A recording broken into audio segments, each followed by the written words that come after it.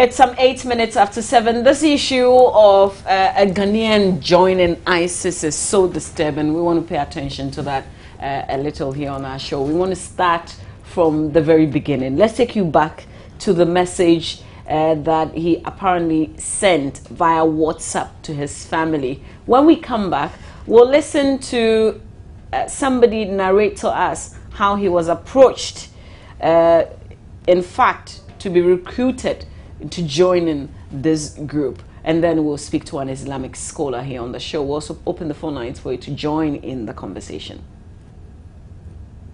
I lied. I told you a lie to please my Allah. The deception was to go do some research work in faraway Pristina, while the main idea was to move far away from you or to the Islamic State. I know it might sound crazy for you, but your son really had to take this bold step to get out of the corrupt system of Ghana, which has democracy as the first on its list.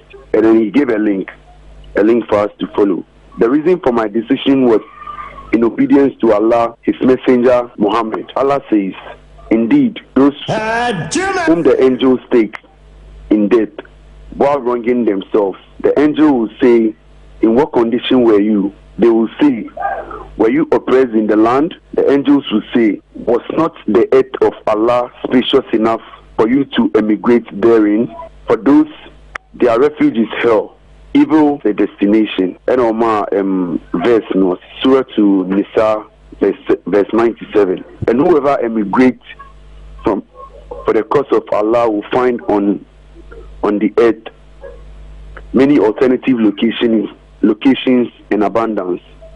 And whoever leaves his home as an emigrant to Allah and His Messenger, then death overtakes him. His reward has already become incumbent upon Allah. Allah is ever forgiving and merciful. Surah to Nahl, verse 41. And those who emigrated for the cause of Allah, after they had been wronged, will surely settle them in this world in a good place.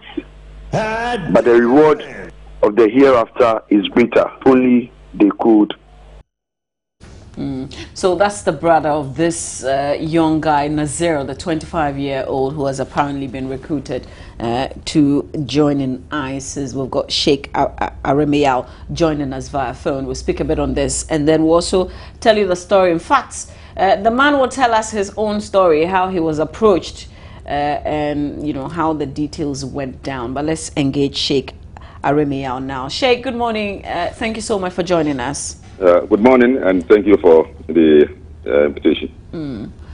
This spotlight, rather, I'm not sure is one that the Muslim community was looking forward to. We're making headlines, not only local headlines, but international as well, because a young 25-year-old has allegedly joined ISIS. How did you receive the message, first of all?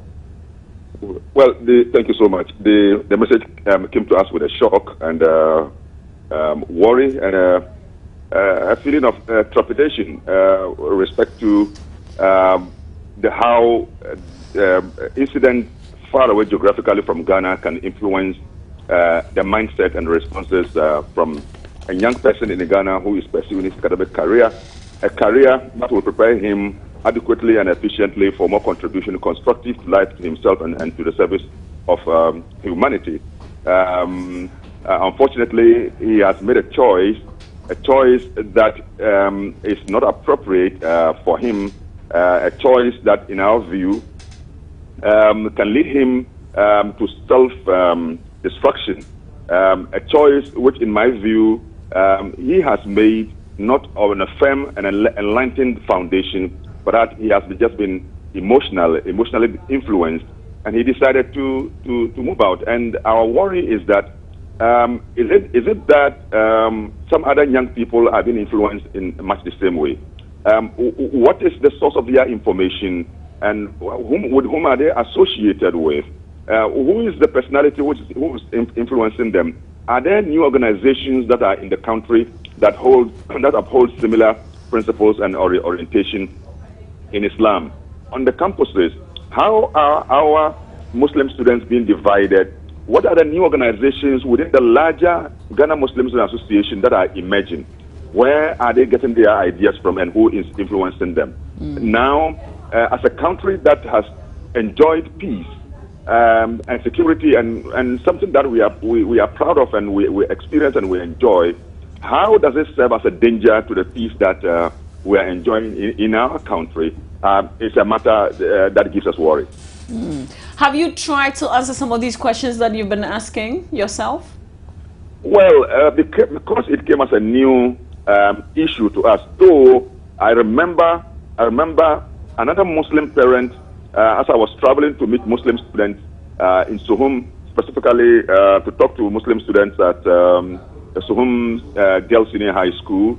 A Muslim parent spoke to me about his daughter that he cannot find her. He gave her money to go to school to pay her residential fees, and then he told me that he also received a WhatsApp message indicating that she had crossed into Libya together with another male counterpart, or male, if you like, co-student, and that the idea is that they want to join the ISIS. It was something worrying to the parent, and he wanted my view, or to draw my attention. What exactly can we do? So we have been putting our ears on the ground to find out where is the source of these, and how are our students getting involved in these things. So I think that probably is something, an emerging reality which we must all put our heads together. And I am happy that already the National Chief Imam had made a commitment to the IGP regarding cooperation to maintain the security of our country. So we are ready that any time that we hear such things, to send people on the ground. We have some contacts that we are using to really gather information. But this one came to us as a shock, because our investigations did not reveal to us until this thing came out to us. So it's a matter of worry, and we are seriously also considering, with the various contacts we have at the various campuses, to see exactly what is happening. So, you know, I was listening to the father of this young man speak to the BBC early this morning, and he indicated that when he reported the incident to the security agencies, national security to be specific, he was told that other parents had reported same. So is it something that you are aware of, you know, in the Muslim community? Are people reporting of some of these incidents? In fact, it's not something that we are aware of. No report has ever been made to the National Chief Imam's outfit, nor to the National Imam of Ahl Sunnah. And so from the Muslim leadership angle, no such report has reached us. In fact, the reason for which we have been so silent, if we had known about this, probably would have been even more aggressive in trying to get to the ground and send our agents down to really ascertain the facts of the matter. So this one has given us really an impetus now, even to link up with the national security and really get some of the facts that will aid us in really also going on the ground to see what we also have to do, so we can cooperate with the security agencies, the IE, the IGP, the BNI, national security, and all well-meaning Ghanaians, how we can all cooperate. And in fact, even security experts and security analysts, international experts, we all need to, because this one has become a network whose borders you cannot determine, because the source of information is not just something local, but it's technological. And young people are receiving information from people they do not know. The coaches that they are choosing for themselves, or the mentors that they are choosing for themselves, are contacted on the Facebook and the other social media. So it makes control very, very difficult for us, and that is the world in which we live in. We must also accept that today religion has become a rallying point for people. Even for issues that are not necessarily religious, people are able to rally around religion and to fight what they think is their common cause. And I think that religious people must begin to rethink the modus operandi, the preaching that we are preaching, where we are taking, what kind of orientation are we bringing into the country, so that we don't feed the fertile minds of young people with wrong messages that will lead them to some of these unfortunate choices. And Sheikh, are you immediately doing something in the mosque? I don't know how you want to begin this. Are you doing something immediately in the schools, in the mosque, for instance? Great. As I speak to you now, even yesterday when the news came to me, I was far away in Ho. As I speak to you now, I'm talking from the Volta region. So what we intend to do as I come back, the advisory board of the National Chief Imam will quickly meet and see. But already, the issue of now giving the correct teachings has already begun. If you watched on our television during the Night of Power in Ramadan, the whole subject matter for our discussion was on tolerance, and luckily I was the one who made the delivery. So we have begun. In our mosques, we have started using the pulpit to give a more enlightened understanding. Hello, Sheikh. So doing it, yes. So we have already begun something. All right. And would want you to listen to the voice of the father, Abdul Latif Alema, so that we can also ask you some questions. But before we do that, though, we know that for many of the reports that we tend to monitor on the international media, we hear that the transition point for those who have been persuaded and convinced to join ISIS is usually the border between Turkey and the rest, because there's always a sea they have to cross either to Syria or to Iraq, etc. Right. Is that where logically they'll be doing the recruitment and they will be lodging before they get onto ISIS? Well, I don't have that information, because I know Turkey particularly is opposed to any radical Islamic viewpoint. Turkey is one of the countries that is predominantly Muslim, and yet both the leadership and their organizations are the type that are very moderate. They are loving. They promote peace. They promote dialogue in Turkey. Though Turkey might have its own border issues with the Kurds, and so therefore they are also on the alert because they share a border with Iraq and so on and so forth. So what is happening in Syria definitely can impact on Turkey. So Turkey is very careful about what is happening and very alert. So I'm not sure on the borders of Turkey it is possible for such a recruitment, but maybe as a clandestine group. The Kurds may offer some, if you like, some what we're having, safe haven for such people for recruitment. But that is also not impossible, because the Kurds themselves are not safe in the hands of Syrian government. So it's difficult for one to determine that whether that is the transitional point for the possible recruitment of such people. But once we are in a state of insecurity and borders become so porous, in fact, I've been told that some of them pass through Libya. And Libya has become so much divided because, and we must also accept that NATO and the way NATO entered into Libya caused the killing of Gaddafi, has further polarized and divided Libya into smaller parcels of communities that are fighting among themselves and giving rise to so much of this kind of violence. And people are using that point as an exit point to enter into other parts of the world where they can go and do these things. So I think the international community must review its approach, to attacking countries that are predominantly Arab and predominantly Muslim, and the reason for which they enter there, because such activities has further polarized those countries, have made them even more violent, and they are providing safe haven for people who do not know what to do for their lives. And okay. I think we must all be talking against this thing. All right, we just want you to listen to Abdul Latif Alema. He is the father of Nazir, and then we'll come back to ask some concluding questions. All right. Okay. So Daddy, tell us your name. I am Abdul Latif Alema, and my son is Nazir Notei Alema. Yes. And he is 25 years old. Yes. Where is your son now as we speak? We presume that he's with the Islamic State. Islamic State where we don't know, but just Islamic State. That is what he told us. Now, why do you say that you believe that he's with the Islamic State? From the note that he sent us through WhatsApp, yes, he mentioned that he was going to join the Islamic State, and it is about how many 2 weeks now. We've not heard of him. We've not heard from him. We tried to communicate to him. We're not getting access to him. Yes.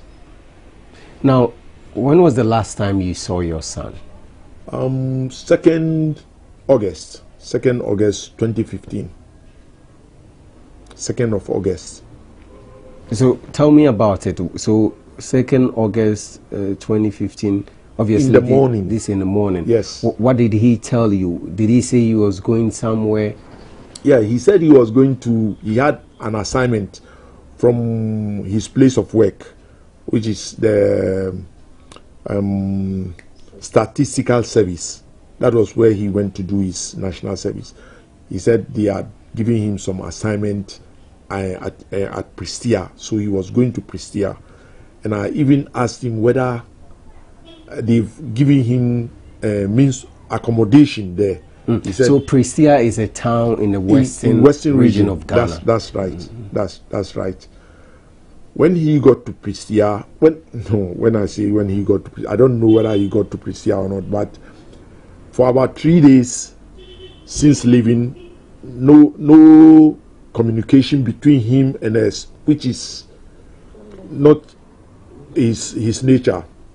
He always gets in touch with us, but for 3 days, no contact. Then we tried to contact him, but the call was not going through.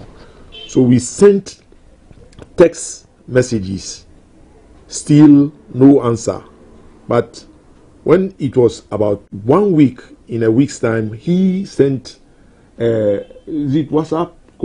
He sent a WhatsApp that he has left Prestia for Takoradi, still in the western region. And then the communication went off again. No communication again until on the 16th that he sent another WhatsApp message that he was on his way to join the Islamic State. Yes. Now tell us about your son. Yeah. Did you notice any changes in his behavior, his character was he was here with you? I didn't notice any. He was going about the normal, what he has been doing all the time. Yes. He is a religious person. He likes Islam. We have a local mosque here. He leads them in prayer in the morning and then in the evening. During the day, the 2 prayers of the day, he's not with them. But early in the morning and then in the evening, the 2 prayers in the evening, he leads them. Yes. Have you searched his room? Have you found anything that can give you a clue as to him wanting to join IS? Things on his laptop show that he has been interested in the IS. Things like what? What have you seen? There are videos. There are lectures. Lectures. Lectures of who? I mean, videos of which people? Scholars. Islamic scholars, yes, somewhere, but we don't know. They are Arabs or something like that, yeah. And then, is it films? Yes, films on jihad. Yes, on the video. But and he adopted. They say They say he adopted the flag of ISIS on his. What is that? I mean, he adopted the flag of ISIS on DP. What is DP? Yeah, profile picture. Profile picture. Yes, I don't know those things. But he said he adopted that. Okay, so you're telling me that your son, on his WhatsApp profile picture, he has the flag of IS on? Yes, yes, yes. Now, this must be very devastating for you. Very, very, very devastating. It's like we are in a state of mourning, you know? Yes.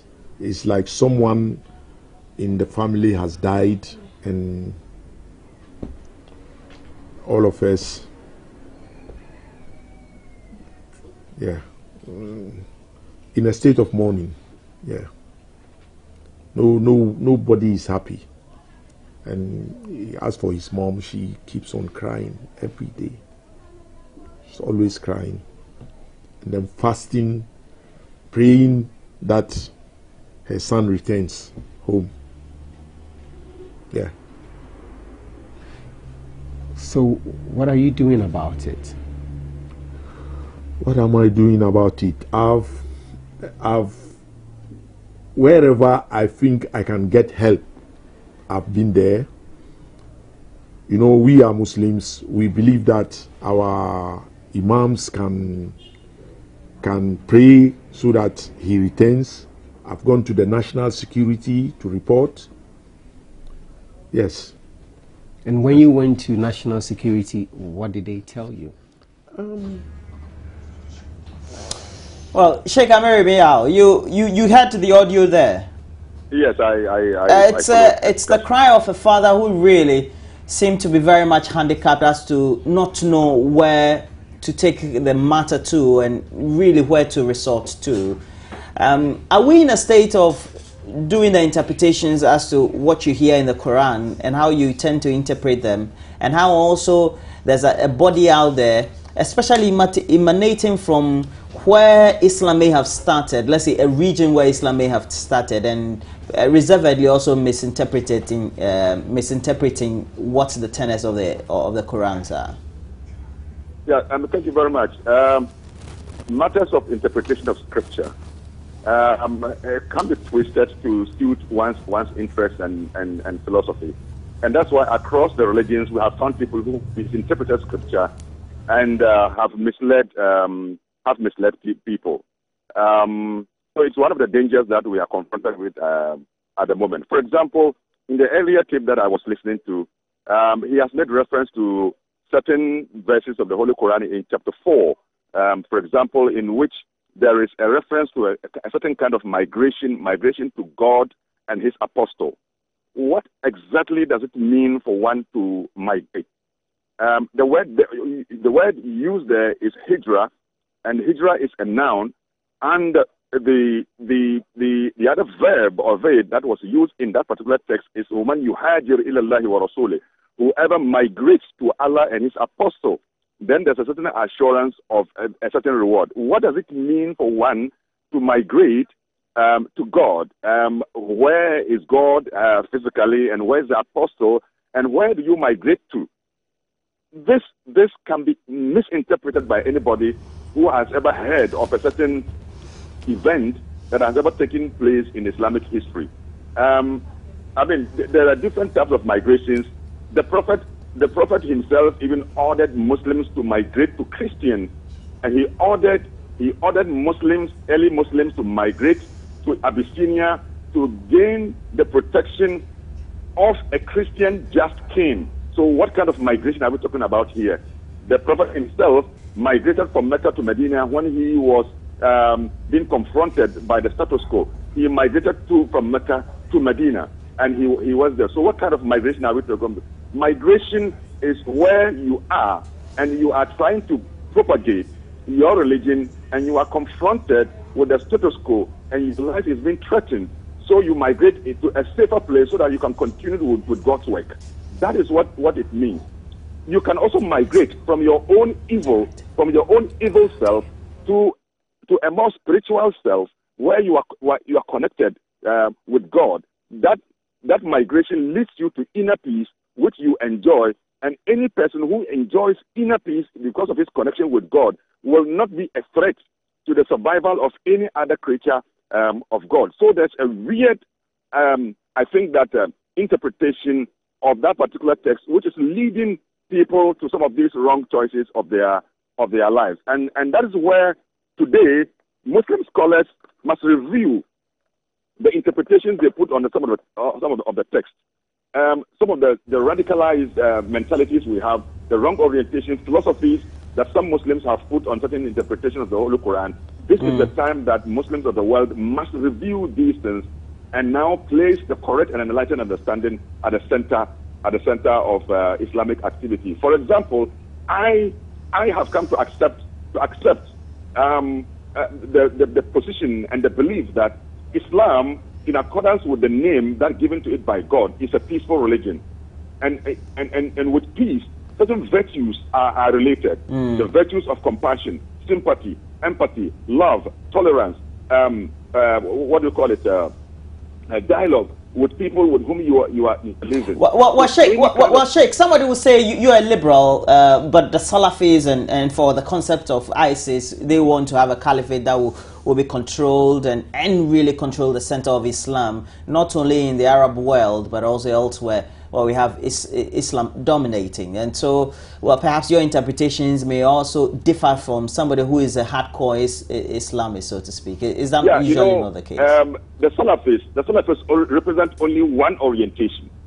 The Salafis do not dominate the whole of the Muslim world. Well, we do understand that, but they are the most dominarian, so to speak. They most dominate as far as the Muslim world is concerned. They could be more dominant, but their view may necessarily not be correct. In fact, I say on authority that Islam does not intend to politically take over the world. Islam does not, and I say it strongly, Islam does not intend to politically take over the world, but Islam intends to extend its message to reach every corner of the world. Okay. That is what Islam intends to do. All right. So any kind of group, politically or whatever, that gives orientation as if Islam intends to take over the world politically, it's a wrong and a weird kind of understanding. Well, thank you very much, Sheikh Arimiyao, giving us that very interpretation as far as what Islam is, and really the decision being taken by young people. And this time we're talking about a young man who just completed the Kwame Nkrumah University of Science and Technology, and Nazir Alema, who now, according to what the parents are saying and the sources we have around, have defected to join ISIS, Islamic State. Well, very, very incisive, and a decision to be taken so harshly by a young man, especially having an effect on the family. All right. What would you do if you were approached on social media to join ISIS? More of a question that I'm asking you, Roland. Think about it. News making social media rounds says that some terrorist groups have infiltrated universities in the country and are recruiting students, sending them abroad on terrorist missions. Apparently, ISIS is said to have recruited 10 students in 2 Ghanaian universities. On Joy News Interactive, one gentleman shared the tale of how he was approached. I didn't know what kind of group it was, but by that time I didn't know what group I was joining, but I knew that I was going to join something very dangerous, something that was going to be composed of acts of terrorism and bad behavior. Okay, what did they say when they stepped to you? Because I can't imagine that. You know, that person approached me on a WhatsApp group and then started talking to me about jihad and overcoming countries like America and its cohorts like Israel and the rest of them, and was actually, you know, being a little forceful at a point in time, so I had to block him on my WhatsApp. Okay, why would he think you would be interested? Because first of all, I'm a Muslim. Okay. And he thinks that he actually started back in the day in school, and he thought that I was, you know, a little I don't know, my personality was somebody that, you know, would be open to something like that. So, but he got me wrong perfectly, so I just had to block him because he was becoming a little forceful with me and, you know, asking me to join, and I didn't think it was important. Right. So when you blocked him, did he find another way to contact you? No, to today, no. Until recently I learned about this, and then everything just made sense to me. So you didn't know it was a militant group or which group it was? You just knew? Yeah. If you asked me to guess some months back, I would say maybe Boko Haram, but I didn't know it was ISIS level of right, of terrorism. Yeah. Okay, so now do you think they still have their eye on you? I don't know, but yeah, I don't know. I don't even feel safe anymore. Actually, on my way here, I was looking at my back. So, but what I'm saying is, it's dangerous and it's real. And it's that easy for somebody to approach you? Yeah, provided that you're a Muslim and they think that you should share what they believe in, they will approach you. And it all depends on how you handle it. Some people might handle it badly, and that could get them in trouble. All right, so that's the story of one young man, who says that he was approached. This is definitely to be continued. This is not the last of it yet. So many angles to explore. How do we prevent our young Muslim brothers and sisters who are in the tertiary institutions from being approached? People who are on social media, seen as this is, like the means of recruitment somehow, or at least they approach you by this means. How do we stop this from happening? We're going to be exploring more of this throughout the day and then the days to come. It also means that the security agencies need to make sure their surveillance activities are really heightened, because this is almost like an interpersonal relationship the person tends to develop to whatever medium that the person gets communicated with. And so if the intelligence community is not up to it, you may end up not getting anything at all. Because usually, if you get to monitor what the reports are, they don't show any signs at home. For example, the gentleman who went to do the bombing in France, for example, doesn't show anything. It's just a normal that he woke up, left the spouse and the children, and decided to go and do something foolish. Yeah. Amazing. Well, up next, I mean, it's not like what we're talking next again is anything of excitement, really. It's actually a big worry. Armed robbery here, armed robbery there. Why do they keep going to Amanfrom in particular? The different areas also recording incidents. We're talking on that matter here on our show. So please do stay with us.